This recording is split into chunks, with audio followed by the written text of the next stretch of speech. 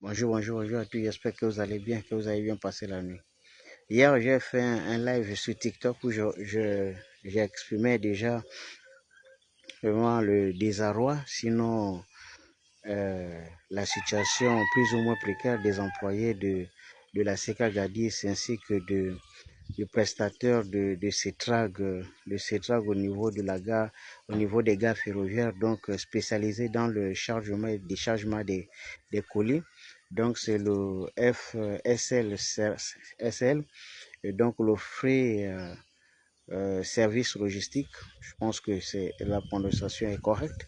C'est une entreprise qui emploie plusieurs jeunes Gabonais qui sont présents tout le long des gares, donc d'Ovendo à Franceville.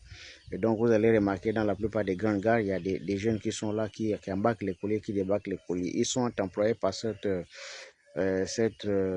petite entreprise qui, évidemment, comme la plupart des entreprises dans le pays, ne respecte aucune règle, ne respecte aucune loi, ce qui fait que les employés sont dans une extrême précarité, et dû au fait que non seulement ceux derniers ne osent même pas souligner la probabilité de les matriculer à la CNSS, encore moins à la CLAMGS, encore que d'autres sujets qui sont pour l'instant tabous comme euh, la catégorisation, sinon l'augmentation des salaires, des primes et tout le reste, sinon personne n'en parle parce que aujourd'hui les Gabonais sont dans une situation, on espère qu'elle va s'améliorer avec l'arrivée de Brice Clotaire Olinguema et ses frères, dames.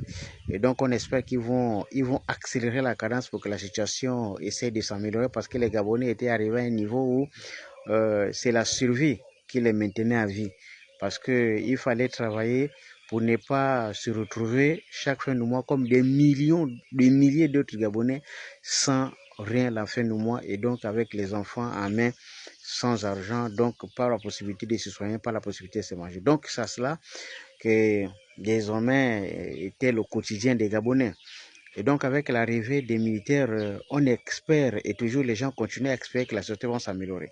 Mais pour que la société s'améliore, il faut évidemment que les gens dénoncent là où ça ne va pas pour permettre aux militaires et ceux qui gèrent de pouvoir prendre des mesures. Et donc, c'est d'ailleurs pour cette raison que je me permets aujourd'hui d'adresser ce SES au nom de ces employés aux plus hautes autorités du pays en disant que ouais, on sait que le combat est difficile parce que les gens que ces populations sont censées combattre, justement, c'est les gens qui ont des positions très élevées au sommet de l'État. Et donc, lorsque vous parlez de Seka Gadi, c'est évidemment, vous vous apprenez à Michel Essongue, qui, d'ailleurs, depuis le père Omar Bongo Ndimba passa par Ali, et maintenant, avec le pouvoir militaire, est l'homme qui est toujours très bien placé. Et donc, du coup, s'attaquer à cet homme-là dans un pays où on sait que la justice est surtout à géométrie variable est d'autant plus difficile pour les populations. Donc, il se résume à se taire et à se contenter de souffrir sur place en silence. Mais nous sommes dans un pays de 2 millions d'habitants avec immensément de richesses. Donc, lorsqu'une partie de la population se retrouve dans ce genre de situation, il revient à la société civile, justement celle à laquelle j'appartiens, de dénoncer et de monter au créneau, malgré les risques. Mais c'est un sacerdoce. Il faut le faire. Il faut le faire parce que les gens ont besoin de souffler, parce que les gens ont besoin de s'exprimer. Et c'est par le biais des activistes et autres qu'ils essaient de s'exprimer parce qu'ils n'ont pas toujours les moyens d'appeler la presse traditionnelle. Et donc, les affiliés de CK Gadis, vous avez déjà vu à travers les journaux que la CK Gadis emploie les gens sous forme de contrat. Et donc, moi, je ne vais pas rentrer dans les aspects techniques parce que tout cela m'échappe. Je vais simplement traduire ici ce que j'ai recueilli comme information parce que j'ai tourné depuis 5 provinces du pays et partout là où je suis passé, j'ai rencontré les mêmes problèmes concernant la CK Gadis. Donc, les employés, eux, ils sont à partir depuis le gérant jusqu'aux employés, désormais c'est de façon autonome. CK Gadis n'embauche personne, CK Gadis n'immatricule personne, CK Gadis ne fait pas ça. Il y a des gens qui ont passé 8 ans, qui ont même d'autres 14 ans dans cette entreprise qui n'ont ni contribution à la CNSS, ni contribution à la CAMG, c'est encore pire. Les conditions de travail et des salaires ne s'améliorent pas du tout. Et évidemment, en termes des horaires de travail, vous comprenez, lorsqu'on commence le travail à 8 heures et on arrête à 21 heures ou bien à 20 heures, peu importe, nous avons largement dépassé les 8 heures réglementaires reconnues par le Code du travail en République gabonaise que nous avons librement hérité, que M. Lessongué n'ignore pas, bien sûr. Et donc, vous voyez, lorsqu'on arrive à ce genre de situation, on est à même parfois se poser la question si ceux qui nous gouvernent, c'est-à-dire que ceux qui ont eu la chance d'avoir le pouvoir sur les autres, essayent de s'arrêter un moment et puis se mettre à la place de ceux-là même qui subissent les lois ou bien des règles qu'ils décident d'appliquer sur le terrain.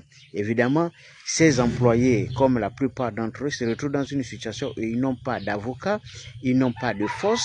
D'un côté, ils ont la précarité et de l'autre côté, ils ont l'emploi précaire. Entre la précarité extrême et l'emploi précaire, qu'est-ce qu'il faut choisir? Et je pense que de façon naturelle, évidemment, par l'instinct de survie, ils choisissent évidemment la misère, la précarité de l'emploi que l'extrême pauvreté. Donc voilà, le choix est simple. Donc ils préfèrent rester là malgré la torture, malgré les mauvaises conditions.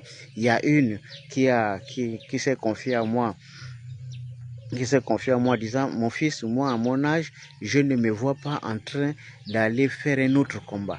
Parce que là, j'ai un peu de quoi à manger la fin du mois avec les enfants. Si j'ai démissionné, où est-ce que je vais aller? Qu'est-ce que je peux faire d'autre? Qu'est-ce que je peux faire d'autre? Même pour cultiver, il faut au moins avoir l'espace pour cultiver. Nous sommes à libre vie. Et moi, je ne peux pas repartir au village. Je n'ai plus de parents au village pour me soutenir. Et vous voyez, donc les gens, ils sont dans des situations compliquées comme ça un peu partout. Évidemment, puisqu'il n'y a pas assez d'espace d'expression, donc c'est obligé de passer soit par nous autres activistes ou bien par les médias en ligne quand ils ont un peu de moyens, parce que la presse traditionnelle semble être beaucoup plus chère. Déjà que la presse nationale qui est censée être au service du peuple ne joue pas évidemment ce rôle.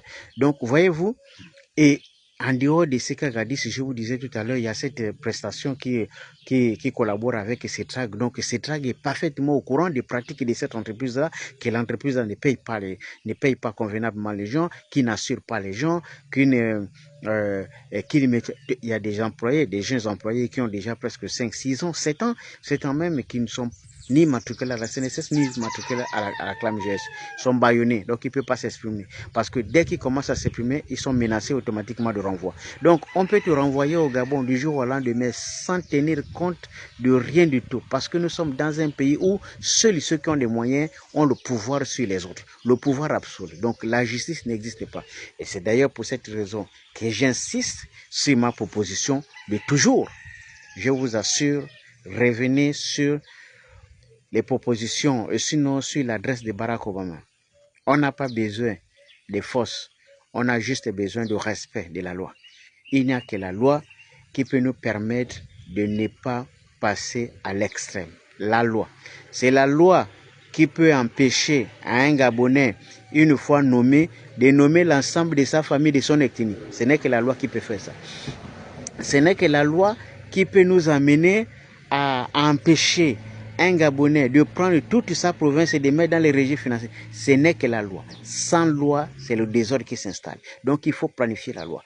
Lorsqu'il y a de cela, quelques temps, on critiquait la politique d'Omar Bongo Ondimba, ce n'est pas une façon de prendre sa part. La géopolitique d'Omar Bongo, les gens critiquaient à l'époque. Et heureusement que cette fameuse géopolitique avait été initiée par Omar Bongo Ondimba, même si ce n'était pas transformé sous forme de loi.